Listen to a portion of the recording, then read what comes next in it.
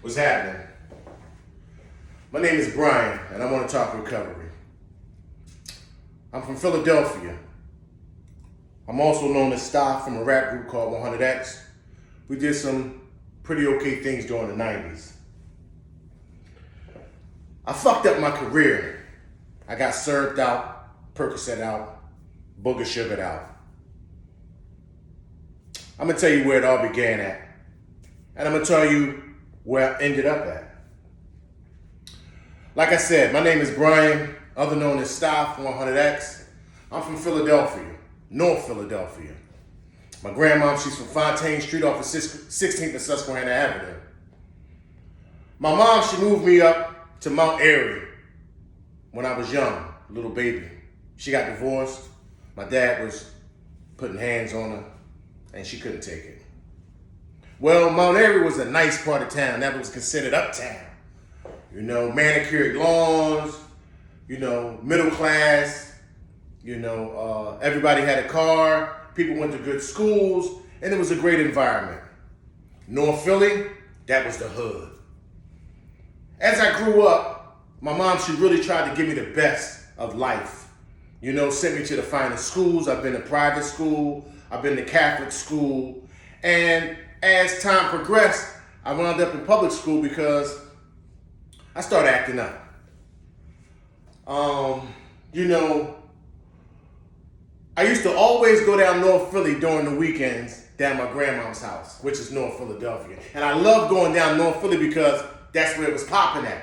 That's where it went down at, It was a lot of action. There was a lot of things to see, I was born in 1971 as a baby, but as I got older, here comes the 80s.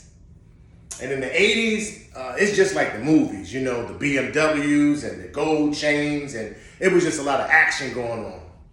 And it excited me and it intrigued me. It was magnetizing to me, And I wanted to be a part of that. Also around that time, hip hop was just being born. It was the golden age. You had Sugar Hill, and you had Grandmaster Flash and the Furious Five.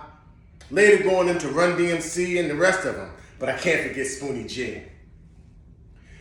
Okay, so I started off, drinking some beers and hanging out with the fellas. We used to buy a 40 or get an old dude to buy us a 40. We would all chip in and hang out in front of the deli and, buy a 40 ounce. And it'd be like 5, 6 little dudes, man. And we'd all be chugging that 40, passing it around, swapping spit, drinking that 40 till it was all gone, catching a buzz. And then it escalated to marijuana. Somebody had some weed. Yeah, I want to smoke some weed because what? The older dudes are smoking weed. The older dudes are drinking beer. And I want to be like the older dudes because the older dudes is cool. A lot of young guys get into that same type of trap. Well, the hustle starts. A lot of cats is hustling. And when I would go up Mount Airy, it was a different atmosphere. The atmosphere of Mount Airy was, I would put on my little school tie and my Catholic school uniform and go to school. The worst thing that was happening in the Catholic school was fist fights, Because, boys are boys wherever they go, private school, Catholic school, public school. It was fist fights. And but there was no drugs, there was no alcohol that I saw with none of my classmates. We would just basically play football, do our homework, come outside, try to talk to girls. Down North Philly, when I would go down there for the weekend to go see my grandma and hang out with my cousins, because my family was all down North Philly, it was a different kind of atmosphere. Now, I'm seeing the same kids that's my age, they have the $100 sneakers on. This is way before Jordans, when cats was wearing these sneaks. These are the original Hustler sneakers, top 10 Adidas, just to let y'all know. So, when I'm going down North Philly, guys got on top 10 Adidas, and these sneakers cost $95, $98, $100. Now, back in those days, in the 80s, my mom was buying me sneakers for $30. At the maximum, it was $50. It's a wrap. So when I went down North Philly and I saw guys my age with $100 sneaks on, I'm like, what's going on? Not to make, plus to add on to the $100 sneakers, they had fresh TI sweatsuits. Now, if y'all know nothing about the 80s, TIs was the freshest sweatsuits out. TI sweatsuits. They had the Sergio Tacchini sweatsuits. What else? Tide 1. Yeah, that's Tide 1. TI stands for Tide 1. And also to add on to that, they used to have big knots in their pockets. So in the 80s, you can see a dude walking around like this. But it'd be big 2 knots. 2 big dope knots in their pockets. They just, yo, what's up, Stop? What's up, B? How you doing, man? Boom, big old knots. And I would be like, damn, where did you get all this money from? How'd you get all this money? Well, they was hustling. They was hustling. And I wanted to be like the hustlers. So I hung out with them every weekend. They would be on Page Street. I was from Fontaine Street. Page Street was the next block over. Right between 16th and 17th and Page and Fontaine, Diamond Street over here, Norris Street over here. If you know anything about North Philadelphia, you know that was popping. That whole neighborhood was popping. It was actually on the news because there was a lot of money getting, there's a lot of stuff going on down there. So anyway, I would hang out on Page Street, right on the corner. Every weekend when I went down there, to hang out with my grandma, because my mom, she was a single mom. And on the weekend, she wanted to party and have fun and do her own thing. So I just dropped off down at grandma's house, which I love. It wasn't like I don't want to go down to grandma's house. I love my grandma. So I would hang out on the corners on Page Street with the fellas while they selling their stuff. They selling. And like I said, when I was already younger, I was already drinking the beers and smoking the weed. So by this time, I'm like a professional beer drinker and weed smoker by this time. One night, one of the older guys came by with a $100 quill, which is something you roll up and put into a bag of powder, and he's sniffing it. And the boy said, champagne and cocaine. Champagne and cocaine. That was the slang and the term they used. And it was like champagne and cocaine. Get money, drink champagne, live the fly life, the high life. And cocaine was part of the high life. So us young fellas, next thing you know, we ain't drinking champagne, we drinking Old English, but we sure got our powder one-on-one. So the younger guys is passing the bag around. And when they get to me, boop, boop, one-on-one, bang, pass it around. Now, I can't wait to get back up to Mount Airy to tell the guys, champagne and cocaine, what we doing down North Philly. Man, y'all know nothing about this. I want to be Mr. Hip. You know what I'm saying? I'm from North Philly. I can bring everything I'm doing down North Philly uptown and let y'all know what's going on. Well, that's what I did. I was a chump down North Philly, right? I was old. They used to call me White Mike because I'm light skinned. My name is Brian. They used to call me White Mike. I was the uptown, whatever. But at Mount Airy, I was a tough guy. Because I could bring everything from North Philly up to Mount Airy. And then down North Philly, I was food. Until I, learned. They had to teach you. That's how you get taught in the hood. Just to let you know. You get taught in the hood by getting robbed or beat up or whatever until you don't want to take it no more. That's just how I go in the neighborhood. So that might have been the reason why I started doing the things that I wanted to do, because I wanted to be accepted. I wanted the acceptance of my peers. You see what I'm saying? When I went down North Philly and I saw them with the sneaks and the clothes and the jewelry, shit, I wanted to be like that too. I wanted to be fly. You dig what I'm saying? So if this is what they do, now this is what I do. See, I don't have no brothers and sisters. I'm an only child.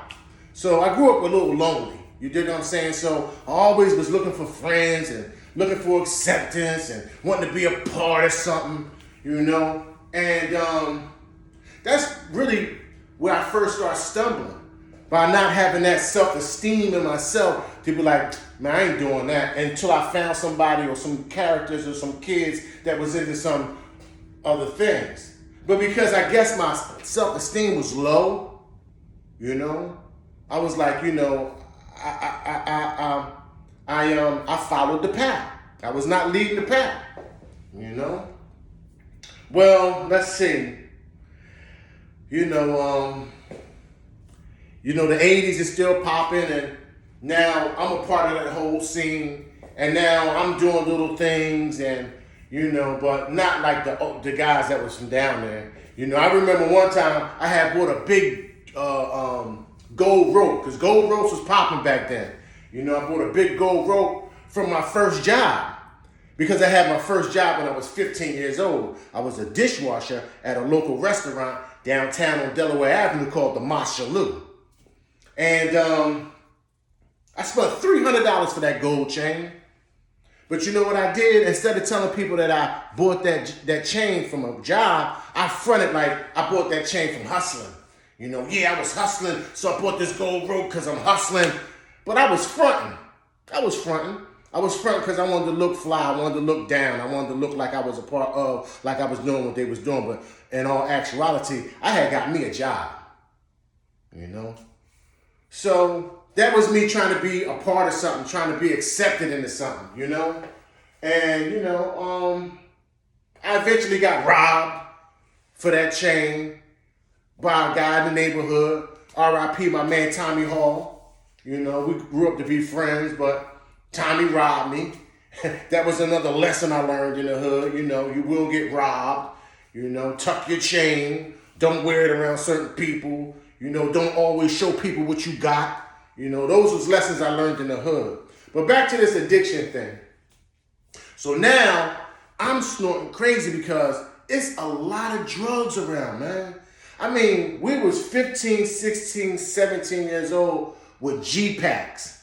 And a G-Pack is $1,000 worth of dime powders. Man, we would crack every dime powder and take a one-on-one out of every joint.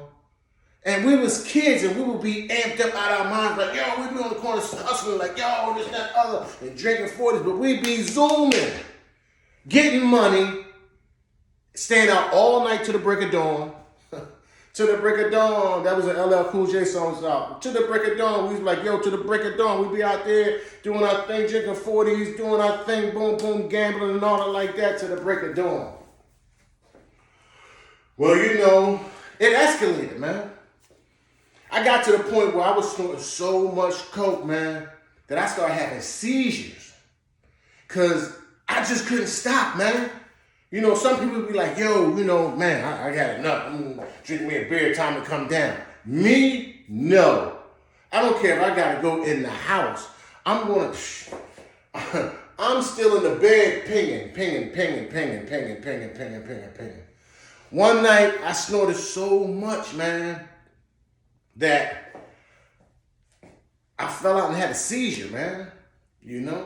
I think this is my first seizure from drugs.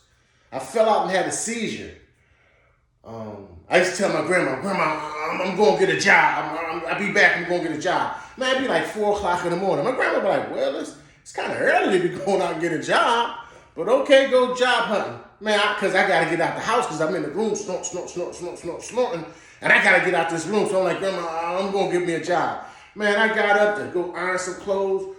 Boom! Next thing you know, I'm on the floor having a seizure. My grandma come in the room, she all scared, and oh Lord, she called my mom. My mom drive down there. She like, yo, you don't look good, B. You need to go, because my mom, she like, you don't look good, B. You need to go to the hospital. I mean, I'm cool, I'm all right. I'm all right. And I slide out, and I start keep on doing my thing outside, But I don't think I got a problem. I just think that I get it in. Like when I start, I get it in, But I don't think I got a problem, And time progressed, and I'm just still in the game. And mind you, I'm only 15 years old. I'm not a grown man. 15 years old, 16 years old, 17 years old, 18 years old, 19 years old. Snorting. And the thing was, that was the culture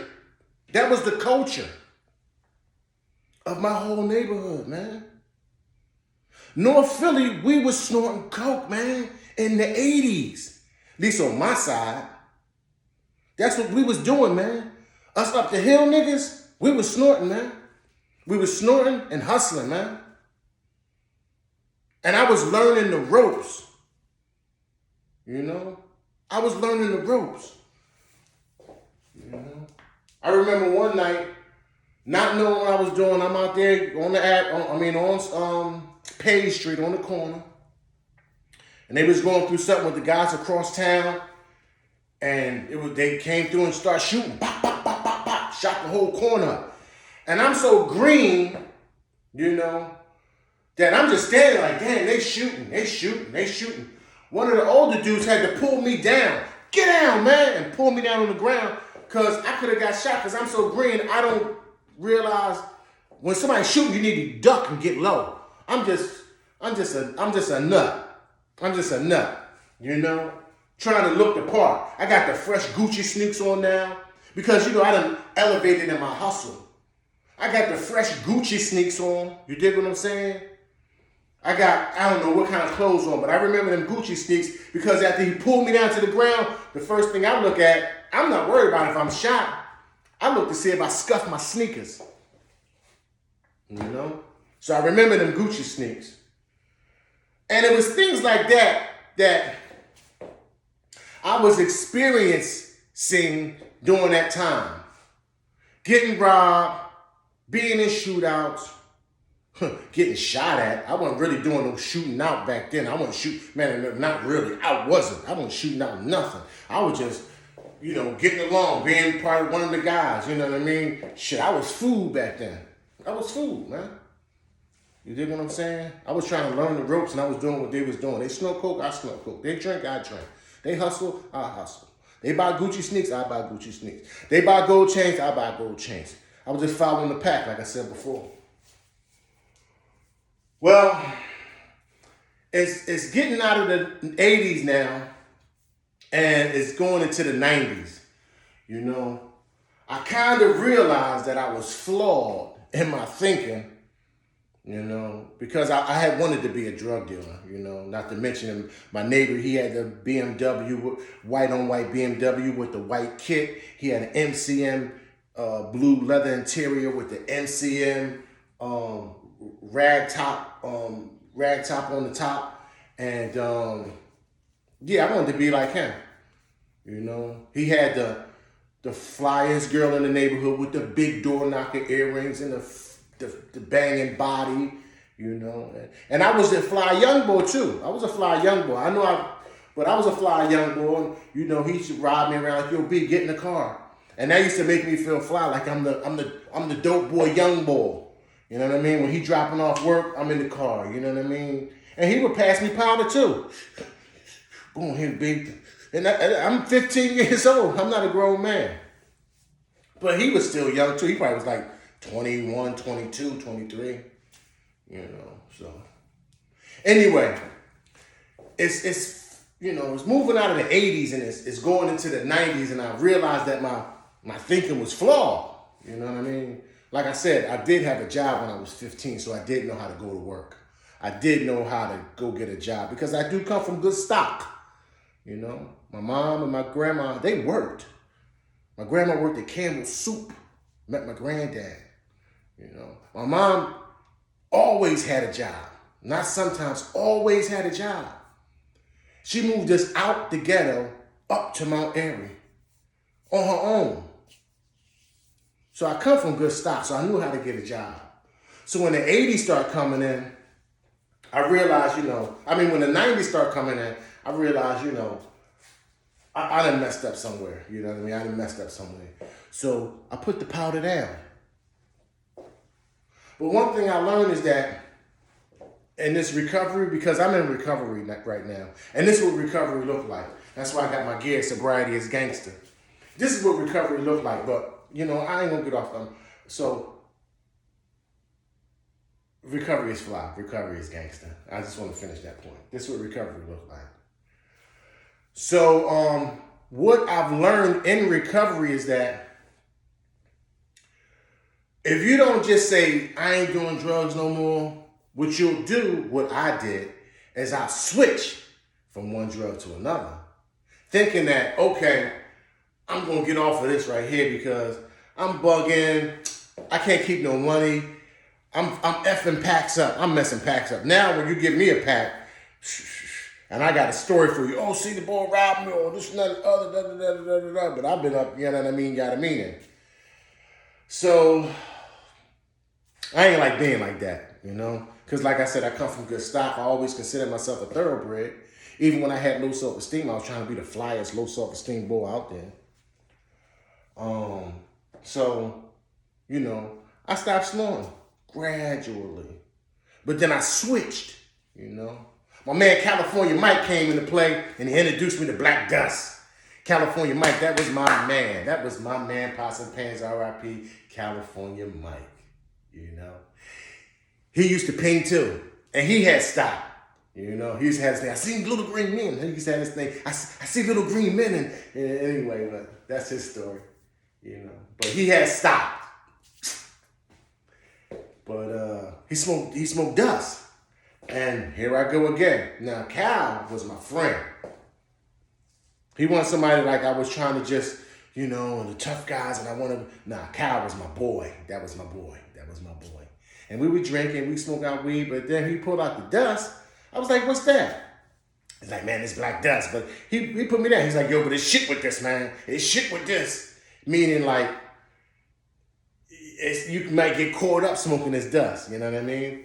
But me, having a big head and, you know what I mean? He looked at, you know, I don't know. He did look buggy because he's smoking dust.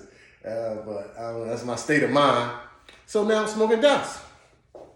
Because like I said, what I've learned in recovery is that when you don't just, you know, push back from the whole table and be like, nah, I'm done with all this shit, we can switch to another drug. And that's what I did. So now I'm smoking dust, you know, and we smoking our little dust and we riding our bikes and we looking at real estate because his big brother used to buy all these houses and we used to ride around North Philadelphia and look at all this real estate.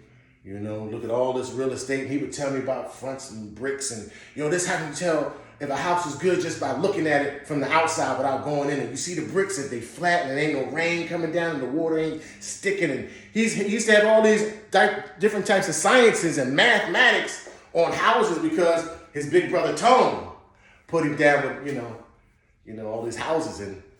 And we would just smoke dust all night long, man, and talk real estate.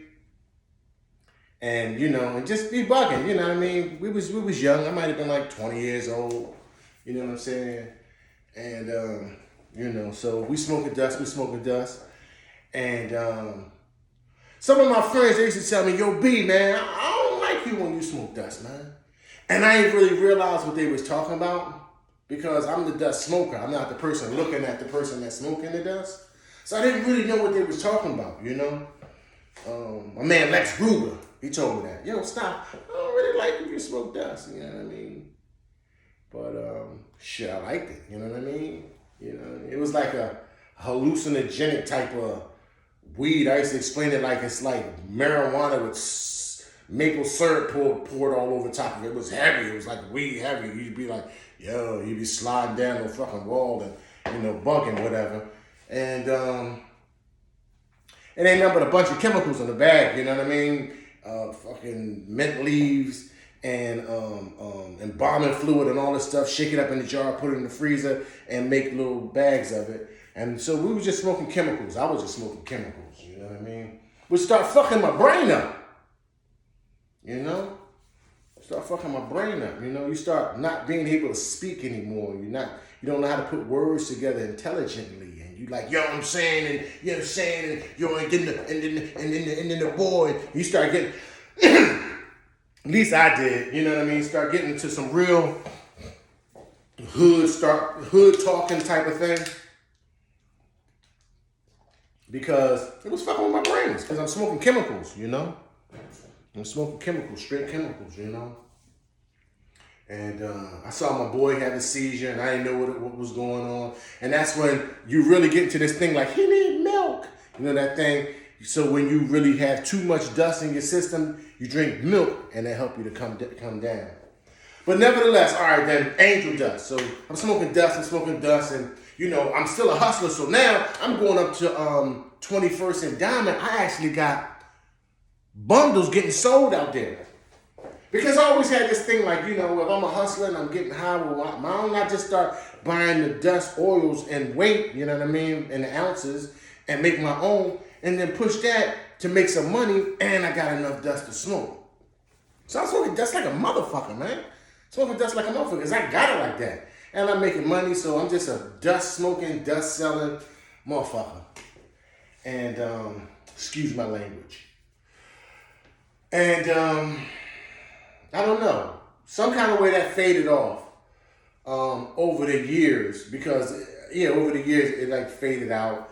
And during the 90s, marijuana came to be the big thing, Redman had this story, how to roll a blunt, and the Philly blunt and all that like that. So now, I'm still a hustler. So now I got pounds of weed because I'm a hustler.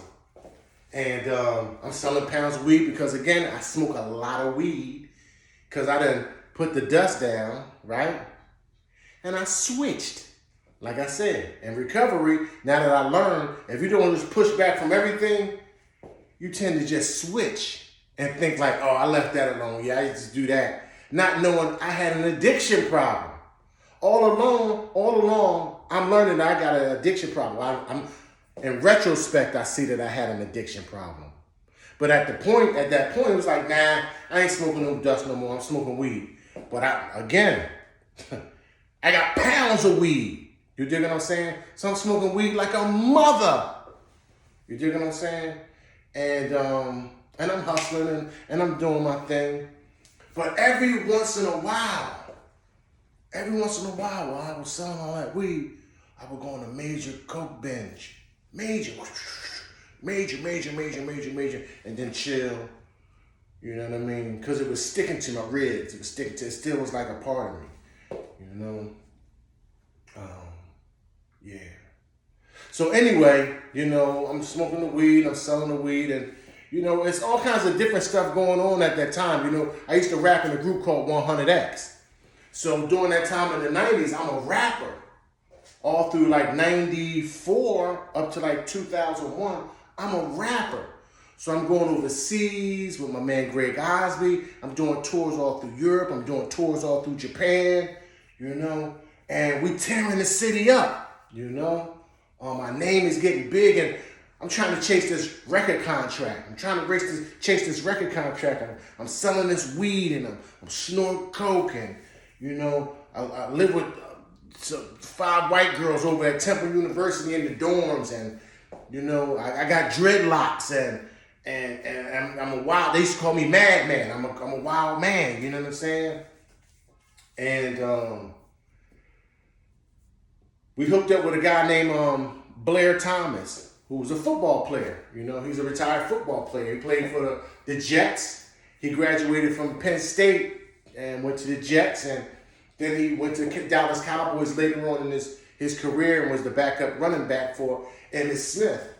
And he bought us a big pavilion down on Spring Garden. And, we was, like I said, we had a studio. We was doing our thing. 100X was running the city. We was doing our thing. But it faded off because Blair had some legal problems and he couldn't do this 100X stuff no more. So then we got Rasheed Wallace, basketball star from North Philadelphia, goes to Gratz. And he said, you know what? I want to sign y'all. So when I get my first big deal, I'm going to sign y'all and we're going to go ahead and do this. So my first deal was with Blair Thomas, Excalibur Records. He made a label for us.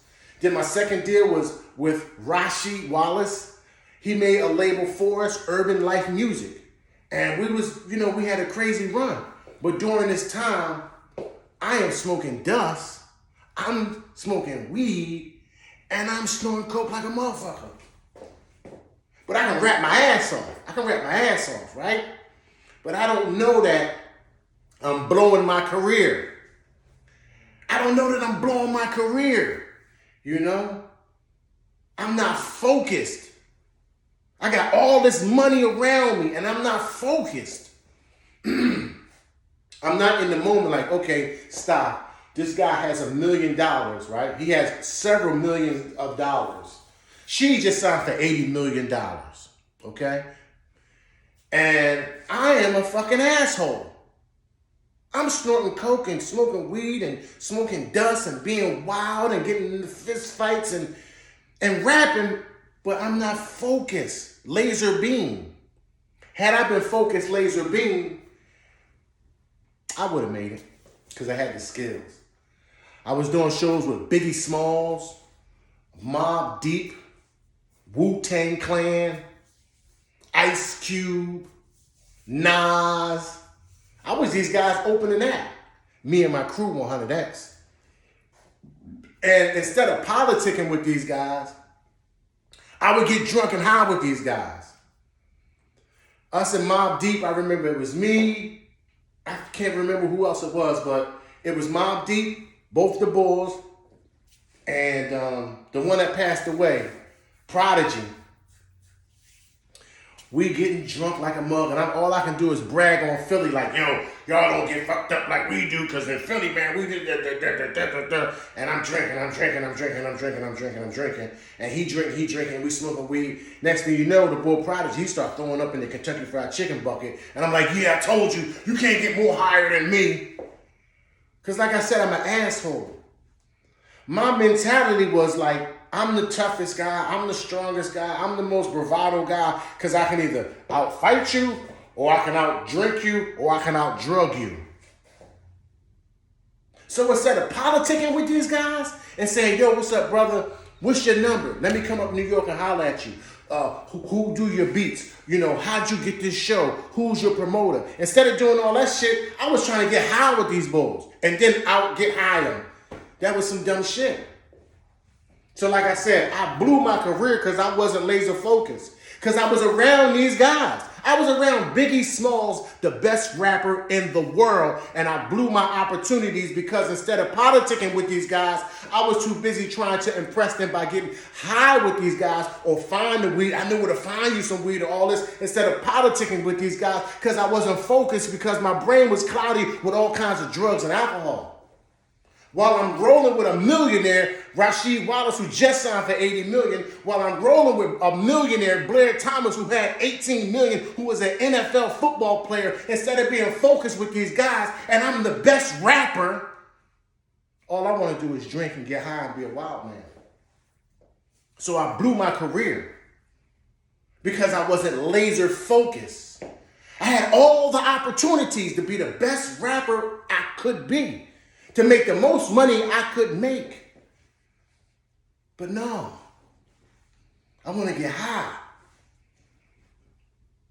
I want to get high? That's crazy. So my career fizzled. I made a few videos, became a local Philadelphia Bull.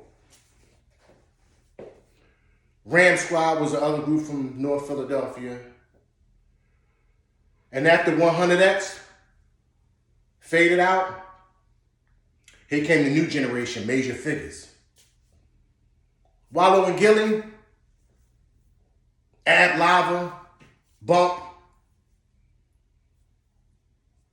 Reese Rolex, Dutchie Man, Bianca, Spado.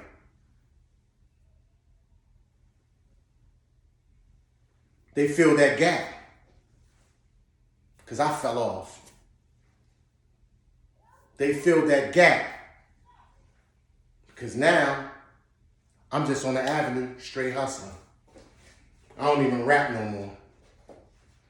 I'm just on the avenue straight hustling. Still got the pounds of weed.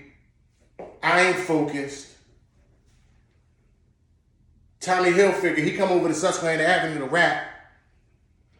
I just got finished smoking some dust. Everybody looking at me to kill Tommy Hilfiger on the rap tip. I just spit some weak shit and let Tommy Hilfiger spit for like 10 minutes straight on my avenue because I ain't focused. Then I took him out and we went and got some ribs. Lazy mind, man. I was thinking lazy. So yeah, I blew my career because of drugs and alcohol. Well, I started having babies. And now I'm in like uh-oh mode. Like, I got to start doing something because now I'm making babies. And I'm scared, man. I had the last bit of my rapper money. I had like $4,200, man. Because right now, I'm not really pumping weed like at my best. Like when I really was getting money selling weed, when I had the Avenue on lock. Oh, I'm down Susquehanna Avenue now too. When I really had the Avenue on lock, I ain't like that. I'm like a 1 pound type of dude, 2 pound type of dude, you know? When I was, you know, doing some major things. I had a dude coming down from over here uptown. Pittsburgh used to buy 30 and 50 pounds, and I was knocking off 5 and 10 pounds on the Avenue weekly, you know, bagged up. I ain't him no more. I'm not that. I'm 1 pound, 2 pound, snorting coke, smoking dust. Just a dude that's hanging on the avenue. Yo, what's up? What's up? Yo, stop. What's up? Yo. How many you want? Yo, I'm just chilling. Yo, go grab me a beer. Yeah, I ain't him. And now I'm making babies. And I'm scared. Because before it was just about me. And don't get me wrong, girls always liked me, and girls always liked me. And I always was a gentleman. I always knew how to give flowers and, you know, be a gentleman in romance and things like that. See, I just switched up. I always know how to do that. Always know how to switch up and play the part, you know. But then when I got by myself around the homies, I was a damn fool. So back at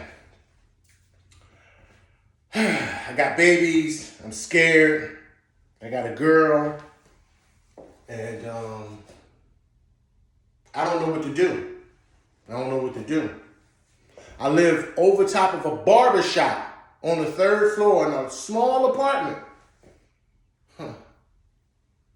And I'm sharing the bed with my girlfriend, my 2 babies in the middle, and I slept on the edge. We had like a queen size bed, right? And we all shared the bed. One baby at one end of the bed, one baby at the other end of the bed. My girl on one side of the bed, I on the other side of the bed. And I am broke. I mean, like I got $4,000. I'm not doing it at all. I got all my clothes lined up in the closet from when I was rapping. I got Coogie's and Sean John and Rahaware, all that stuff from back in the day that, you know, I got all that stuff just lined up in all my, in a closet. I had one of these portable closets. I got all my gear. I got Ferragamo shoes and I got all that fly stuff. I ain't got no money though. So I could look like I was doing something because, you know, I could look like I was doing something. Dada shirts, but I really wasn't doing nothing and I was scared. So then I had an epiphany. Real estate. Me and my boy, California Mike, used to always ride around and look at real estate. Real estate. That's all we used to talk about. My boy, California Mike, bought himself a house. He's like, yo, stop, man. Come and look at this house I just bought. He bought his first house on Mole Street, off of Wing and Hockin. And when I saw him buy that house, I was like, damn, Cal, you really just bought a house. Now, me and you roll together. So if you can do it, I can do it. If you can do it, I can do it. Because we roll together, we A alikes. Even we was doing some nonsense in the street. But when you focus and put your head to it and you had a little bit of money, you went and bought a house. How you buy this house, Callie? Man, I went to the auction, man. I got this thing at the auction, and the auction, this. Now, mind you, I got $4,000. I got 2 babies in a bed and a girlfriend that's sharing the bed with me. I'm living over top of a barber shop, which is roach infested. I ain't never had no roaches because I always lived with my grandma and my mom. So I ain't never lived like this before. Roaches. Open up the cabinet, roaches. Go to the bathroom, roaches. Turn on the light, roaches. My closet where I had all my clothes at, I get some clothes out, roaches. I go get in my car, got so many roaches in the damn house, in the apartment, and when I get in my car, roaches. My man Lee, the producer from 100X, I said, Lee, I'll give you a ride home. He opened up the car door. He was like, stop. He pointed at the car seat. I'm in a driver's joint. I looked at the seat. It was a roach just sitting there like he ready to take a ride. Like, where we going, buddy? Roaches. I ain't never lived like this before in my life, ever. So real estate, I had the epiphany, real estate. I went to the local real estate agent. Oh, and by the way, I'm still getting high like a monster. I have elevated my game on getting high because now I'm depressed getting high. I'm like, I ain't got no rap career no more. I got babies. I don't know what to do. What was me? Where is the shit at? High. I'm getting high. But I still got some sense because my daddy abandoned me, which I never got to that part, huh? But I ain't want to abandon my kids because that was a bad feeling growing up without no daddy. Maybe that's the reason why I wanted to be part of something, be a part of a crew, you know, because I ain't have a daddy that loved me. I don't know. But nevertheless, I go to the local real estate agency on Susquehanna Avenue. Yeah. Susquehanna Avenue, right there at 15th and Susquehanna, Carlisle and Susquehanna Avenue, there is a real estate agency. And I went there. And I went in there, there was an older gentleman there. Can't remember his name, but his son's name is Derek. And I walked in there and I talked to the older gentleman. I said, look, I want to buy a house. I got $4,200. What can I do? He said, man, $4,200, you know, this, that, and the other. But then he thought about it. He said, you know what? I know somebody on Chadwick Street, which is a burnt out block. That block was burnt out. They hustle on this corner, they hustle on that corner, Chinese corner store on this corner, Chinese corner store on this corner. It's going down on Chadwick Street. He said, I know somebody with a house on Chadwick Street. And this is the 2400, yeah. So this is between York and Cumberland. This is Chadwick Street between York and Cumberland. I know somebody on Chadwick Street and his wife wants him to sell this house. Now, the reason his wife wanted him to sell the house is because it was a speakeasy. And I don't know what he was doing, but they lived uptown too. And every weekend he would open up the speakeasy and I guess he would go home all effed up or whatever the case may be. And his wife was like, look, I'm tired of you going down to North Philly and come home all messed up. You're going to sell that house. You know, so she made him sell the house. So they wound up giving me a price for a house, right? This is 2000 now, 2001, 2002. I bought my first house. I wound up getting that house for $11,500. She wanted him to sell that house so bad that she said, okay, give me the $4,200 and give me $250 a month till the mortgage paid off, which was a mortgage on paper between me and her because the house was paid off. It was just a hood house. It was just a little row home, small, 3-bedroom, 1-bathroom, 1,000 square feet. I don't even know, you know what? It probably was about 800 square foot house. 800 square foot house. Yeah, I give it that. 800 square foot house in the ghetto. The ghetto! The ghetto! It was in the ghetto, right? But it was mine. Hey, baby, I got us a house. Now I can stroll to the house like George Jefferson. Yo, I got us a house. We out of here, this and that and the other, And I'm proud of myself because I'm making moves, right? But I'm still getting high, man. Bad, man. I'm getting high, bad. Like, I would go out and not come back to the next day high. Don't nobody know where I'm at high. Wife called on my phone high. You know what I mean? I gotta go to work. She gotta miss work because what? I'm going out and I'm high. She can't go to work. She got to call out. So the shit had me. By this point, this shit had me because I got several years in of being a professional drug addict, right? Bad times, but it's good times, right? And I'm really depressed during this time because I'm thinking about my 100X days and what I could have been, I should have, could have, and all this like that. And I'm really depressed, man. I'm really depressed. When I'm on Chadwick Street, I am really depressed. I don't even know what depression was, but now that I look back, I was in depression, like big time. And I didn't talk to nobody about nothing. I talked to the dope man when I say, give me 1, 2, 3, 4, 8, 9, 10, 20. That's who I talked to. And I still paid the house off. Because it's only $250 a month. My wife worked. I got I can make that kind of money. So we wound up paying the house off in like a year and a half. We had the rest of that money in a year and a half. Like, here you go. What was that, $6,000 more we had to get up? Here you go, we got that up. Boom. The house is paid for now. Now, by this time, my man California got another house. And I remember him talking about the auction. And now real estate is really popping in Philly. So I get a home equity loan on my first house that I paid $11,500 for. And I got back 30, it appraised for 35. I got like 85% or something like that. I think I got like $32,000 in cash, $28,000 in cash, right? From the bank. Oh, it's on.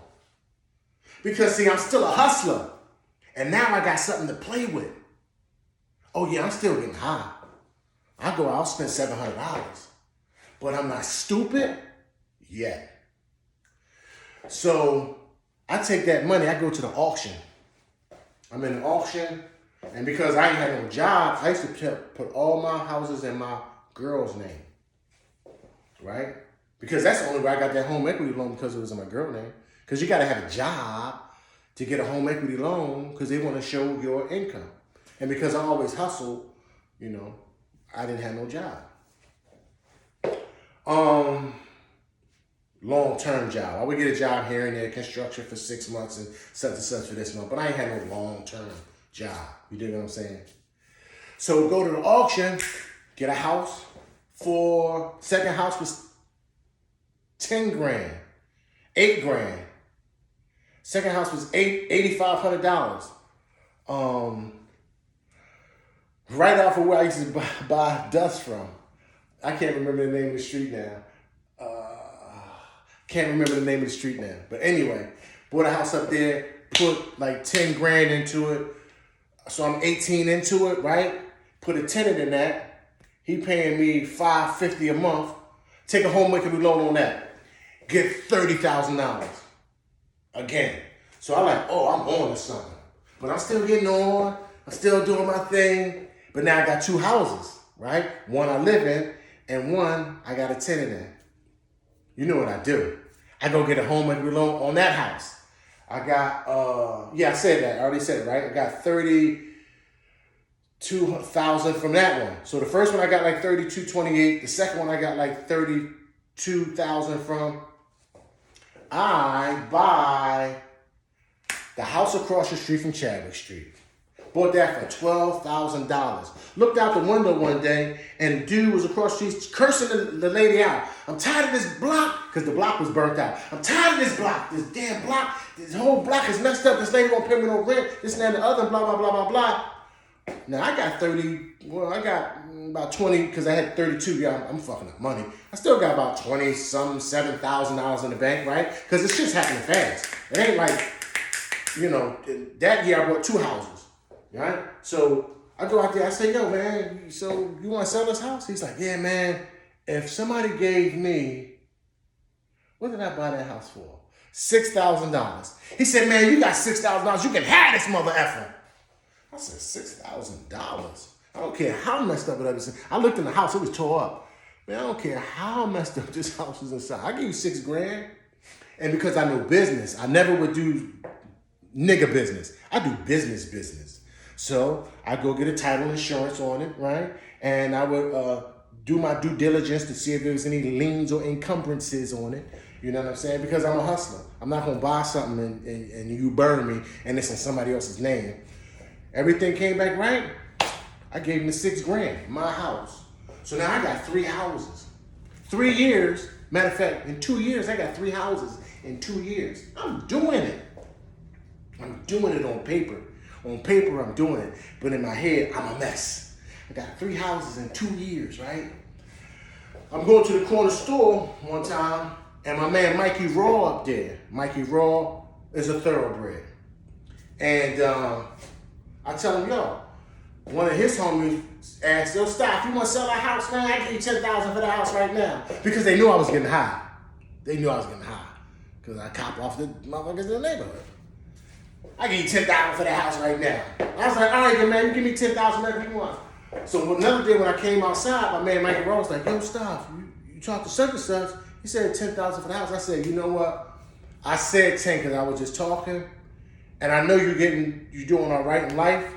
So I ain't gonna sell it for 10, but you know what I mean? I showed mercy. I said, man, you give me 12, I'll sell you the house. Because in my mind, I'm still on some hustle type stuff. I'm doubling my money. You dig what I'm saying? Man, you give me 12,000, you can have it. Because I only bought it for 6. I didn't do nothing but go in there and paint the walls.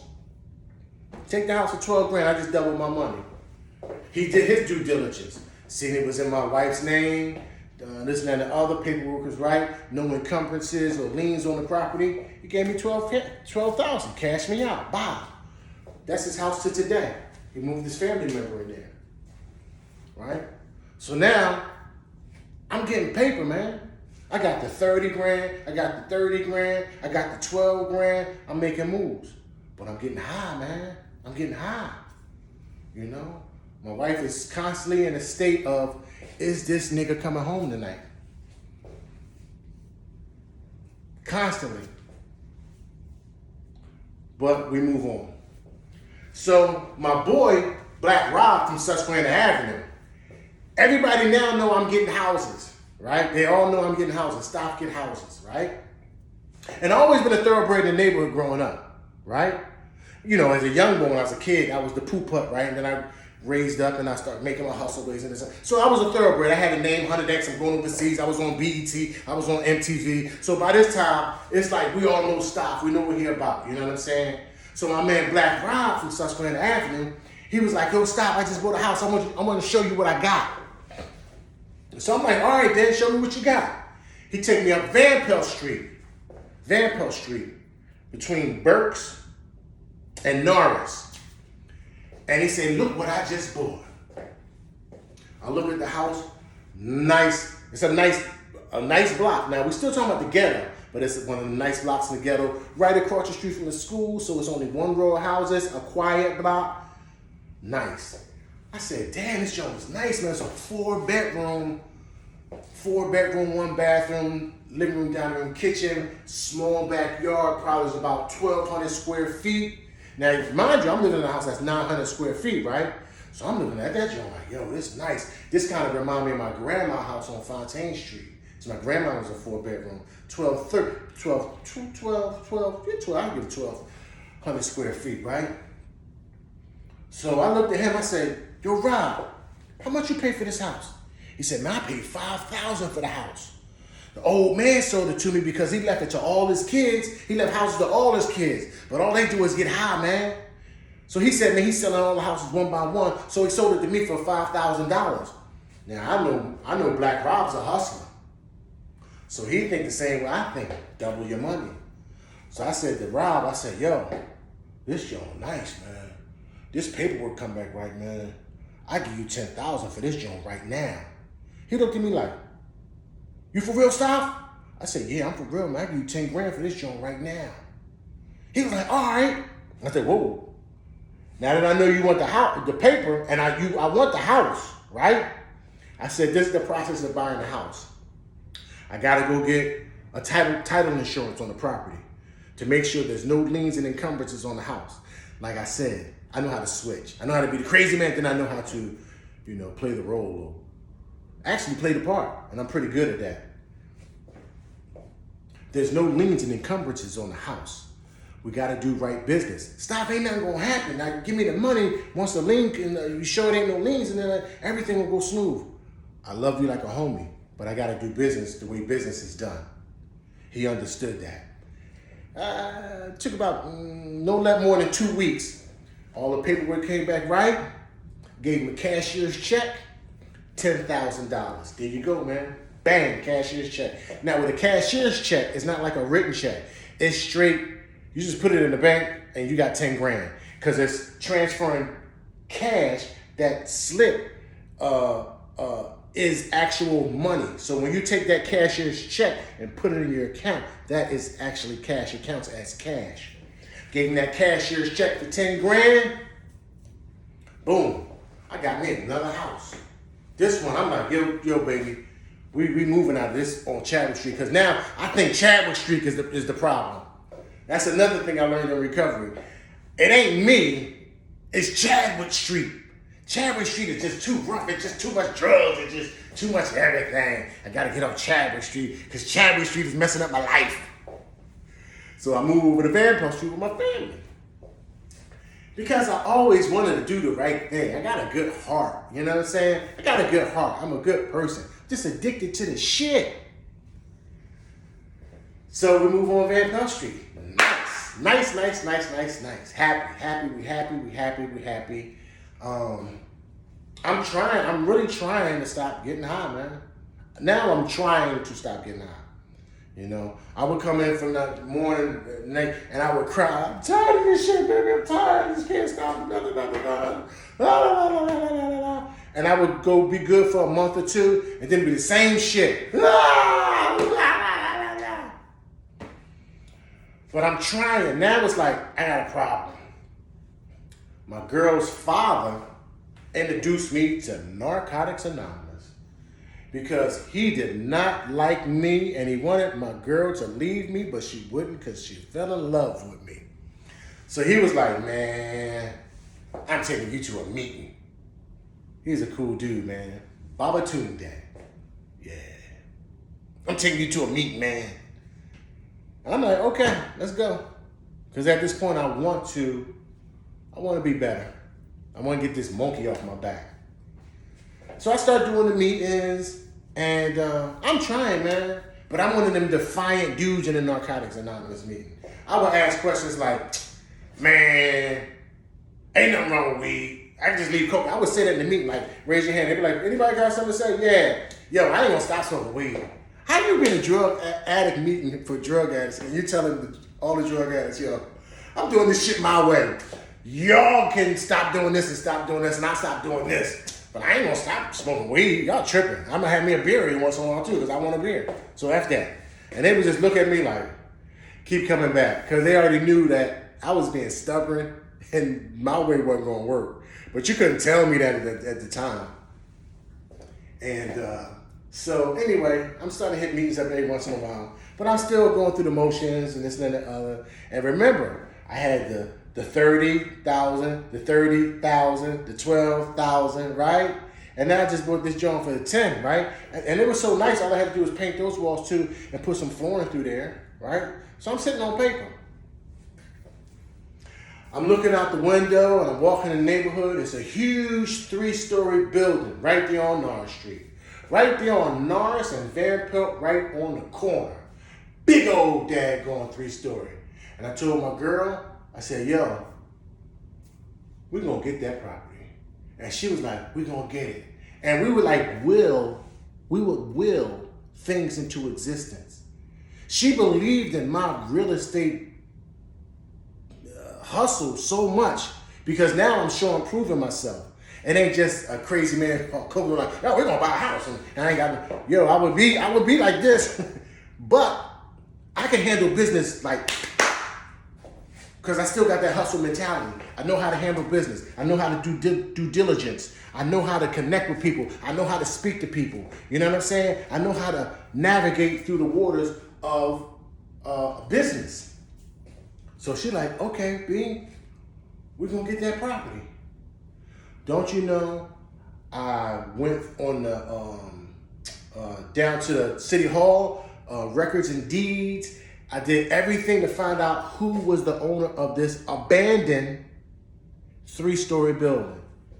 To where I finally called this person and I had the right number. They said they want some of the property. I called them over like 2 months, probably like 100 times.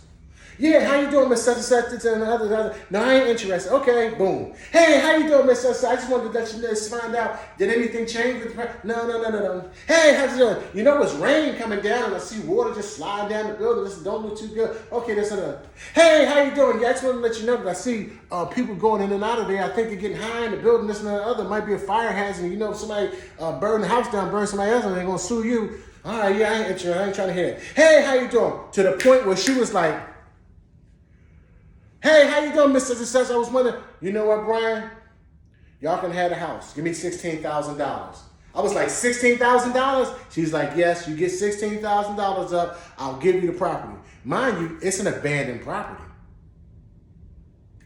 $16,000, I got that. I got $16,000. See, the whole time I was getting high, I'm still getting money.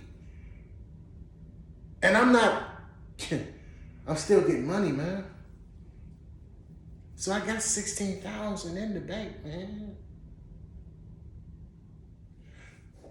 Go down to the lawyer's office. The lawyer's like, don't sell this property to him because all he's going to do is turn around and sell it for $100,000. These properties down here are worth more money than you're selling it for. And she was like, I don't care. I just want to get rid of this house.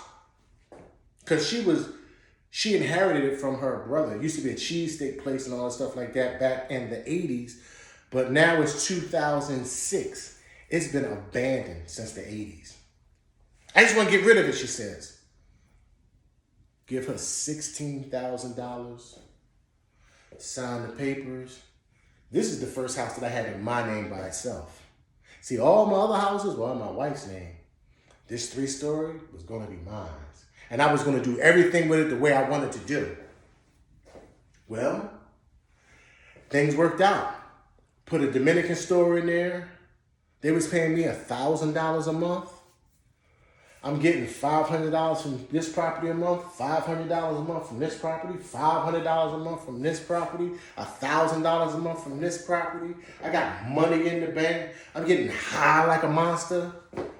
But now, I just switched off of that.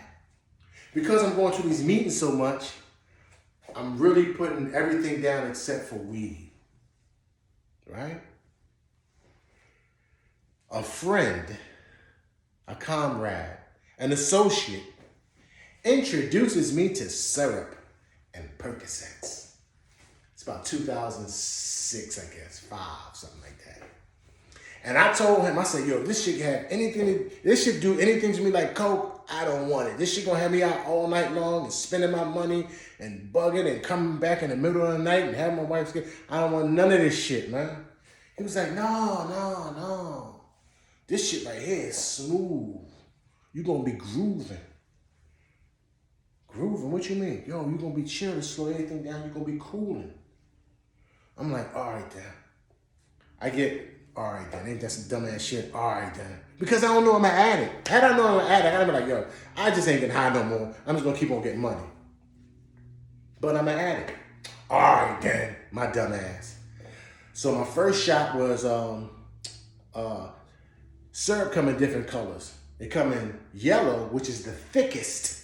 And people have been drinking syrup in Philadelphia since, I don't know, the 60s. Syrup ain't nothing new to Philadelphia. Anyway, syrup come in different colors. You got yellow syrup, which is called snot. It's nicknamed snot because it's super, super thick. It's the thickest syrup out. It got little crystals in it, and it don't even pour out. You got to suck it out the bottle. Pause. All right? My first shot was a half an ounce of yellow and 1 5-milligram Percocet. Because I'm like, yo, I don't know what I'm doing, so I don't want to go heavy and have a seizure. I done had a few seizures over the years on that coke, man. I ain't gonna lie. I had a few seizures. So, and I had an overdose on heroin. Let me rewind that one. So, my man, I'm gonna call him Boogie, right? Used to snort dope, fly ball. And I used to snort coke, this back in the 90s. And we were snorting coke all night, and I used to treat because I had money. This one I was getting a lot of weed money and rapping at the same time, and I want to treat. I always treat. Yo, all right, we start with 10 bags of powder. Yo, get 10 bags. Boom. Then I go back and get another 10 bags. That's how I was snorting. 10 bags, 10 bags, 10 bags. So it's the morning now because we've been snorting coke all night long, and my man Boogie like, yo, take me over to go get my shot. Your shot. So I drive them cross town to the Badlands, which is where the PRs, the Puerto Ricans, hustle over there on cross town. I'm on the black side of North Philly, cross town where the Puerto Ricans live at in the Badlands. He go get a bag of dope. He hit the dope instantly. Instead of being, oh, what's up? Why he like, yo, this and that other. And you know, if you know anything about cocaine, you snort that shit all night long, do that shit all night long, you are on edge. So I'm like, yo, I'm gonna get me a bag of that shit too. So we go back to my grandma's house. We're in the living room. We chilling. And I saw him just take the straw and go and knock off a bag and throw it away. Me, I ain't never did heroin in my life. I do the same thing. Lights out. Next thing you know, it's paramedics waking me up. Sir. I'm still in the same chair in the living room. I'm waking up. This is the story that I hear. Boogie sees me to the bag. He says, I go straight out. Boom. He's saying, stop. That's what they call me. Yo, stop. He said, man, you went out, man. I was trying to wake you up. I thought you might have been rocked out. He said, I got some water and flicked it on your face and your eyes blinked, so I knew you wasn't dead, right? He said, so I went upstairs to your grandma. I said, Grandma, Staff won't wake up.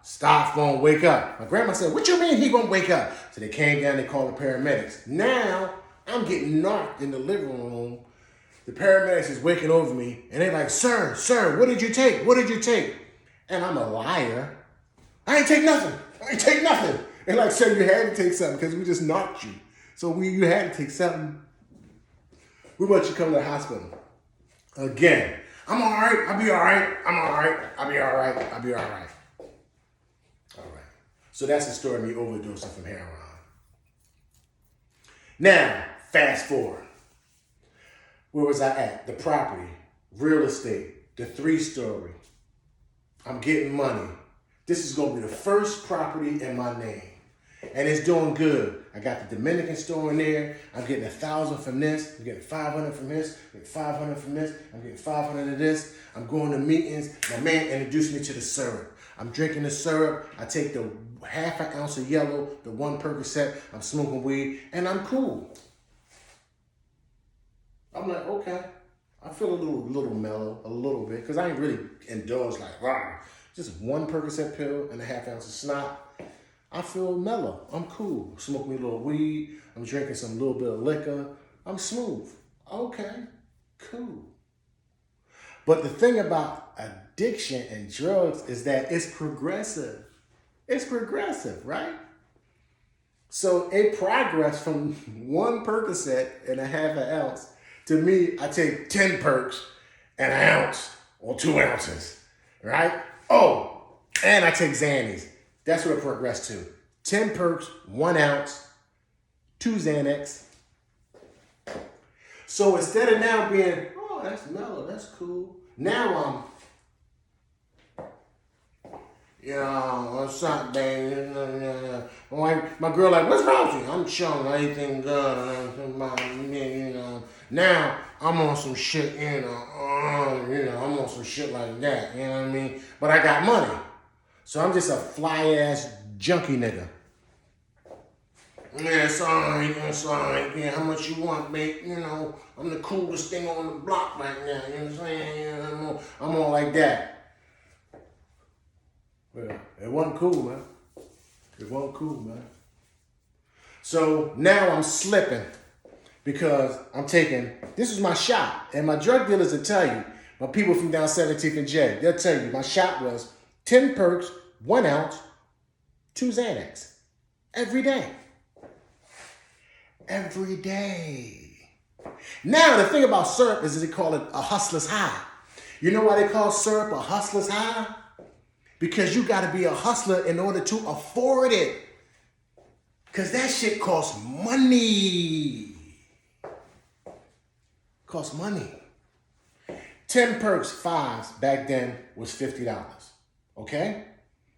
The ounce of syrup was $30 back. No, it was $25 back then. Right? It's 60. I'm gonna mess my prices up. 10 Percocets back then was $50 for 10 Endo set 5 milligram perks. $50. An ounce of syrup back then was $25. And this one I'm drinking purple, which is called Activist. If you know anything about syrup, you know what I'm talking about. Back then, it was $25 an ounce. The Xanax was 2 for $5 back then, right? So what I just spent $80, right? $80. I'm spending $80 every day. I wake up to $80 spending. Wake up, ooh. Let me go down 17th and J, bang, bang, bang, bang. Here go $80, blah. Every day. Every day. Now, so 10 days, that's what? That's $800, right? I'm doing it every day. Every day. Every 10 days, I have spent $800. It's 30 days in a month. It's 30 days. It's 30 days in a month. So you do the math on how much I was spending every month on syrup, Percocets, and Xannies. That's a lot of money, man. Not to mention, I was the kind of junkie, I was the kind of drug addict. When I got high, I want to go shopping. So I would come in high with a fur coat on. Yeah, you know, boom, boom. I would come in high with a diamond ring on, big one. I came in high that day with the fur coat on. My girl, who is now my wife, she said, "Where mine's at?" I turned around, went down South Street, came back with another one. Here you go, a silver fox, baby. Because I'm getting money. But I'm a monster. I'm a monster. So you know what happened when you're not out. I'm on the avenue, nodding out. Wake up, my big ass pinky diamond ring is gone. I wake up, I had $1,200 in my pocket. I ain't got no money in my pocket. I wake up, I don't know where I'm at. I wake up on the couch, I don't know how I got home. Because now I done elevated from the perk 5s. I now take perk 30s. 30 milligram perk 30s, baby. Right. And they cost $30 a pop. And I'm eating them shits like Tic Tacs. And now, not only do I get the one shot in the morning, I get another shot in the evening or afternoon to just keep that going. So if I was spending the 80, every 10 is the 8, now multiplied by 2. Now I'm a fucked up landlord. Because I'm going to collect rent like, yo, how you doing, Mr. Such and Such? Yeah. Boom, yeah. And they looking at me like, what is up with my landlord? I was the kind of landlord that if I nodded out and I ain't got no money, I come knock on the door like, knock, knock, knock. Yeah, I know it's only the 20th, but I'm gonna need that rent money earlier because I gotta handle some business. What do you do when your landlord comes to your door, served up and talk about he want the rent money early? And I had an attitude. Don't act like you don't want to give me the rent money. Huh. That's crazy. All right, well, just give me $150 then. Talk about disrespecting yourself. Talk about disrespecting your blessings. I would walk into the Dominican store and the boy that would pay me $1,000 a month. I'm like, yo, I need $300 real fast. And I would take that right down J Street and spend it.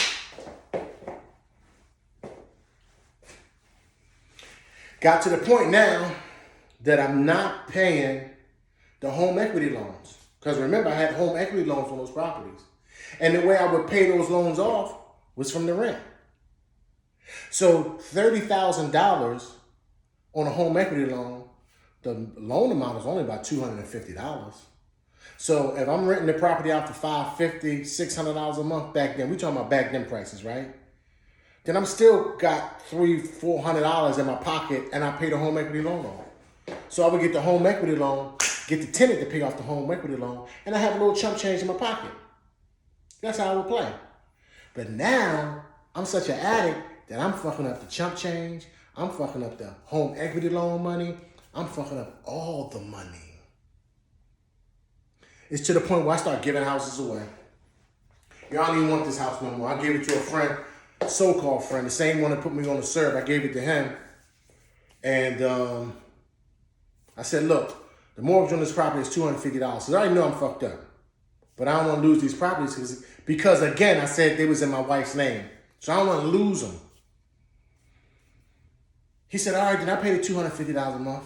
And I don't do my due diligence no more. All right, then cool. You gonna pay it? All right, then go ahead and move in there. Oh, man, just give me, what are you getting? So give me 4 stacks. Go ahead, that's you. Give me 4 stacks, that's you. You can have that. Just pay the $250 a month. You gonna do that? All right, cool. That's what's up. We're going to J Street. You know what happened to that, right? He ain't pay the damn money. He ain't pay the loan off. $250 a month for a 3-bedroom house. Foreclosure. I had to go into a quick sale right there and sell it for $14,000 real fast because it was behind $14,000. Or it was gonna go to foreclosure. So I said, all right, I'm gonna save this real fast so it don't go as a foreclosure on my wife's name. Boom, got rid of that. The 4-bedroom on Van Pelt Street, gave that to somebody. All right, shit, I'm fucked up. Oh, okay. You want a house? Gave it to a family member. Same thing. Had a house, the home equity loan on that was $50,000. The payment on that was $500 a month. Just pay the $500 a month. Fix it up. Go ahead, you got it. You got it. You got it? All right, you got it. You know what happened to that, right? Moved out, rented it out to like 17 people. It's like I don't know what's going on in this house. I would go in the house and people in the living room, turn it into a party house. Foreclosure. That one I couldn't save. Went to foreclosure.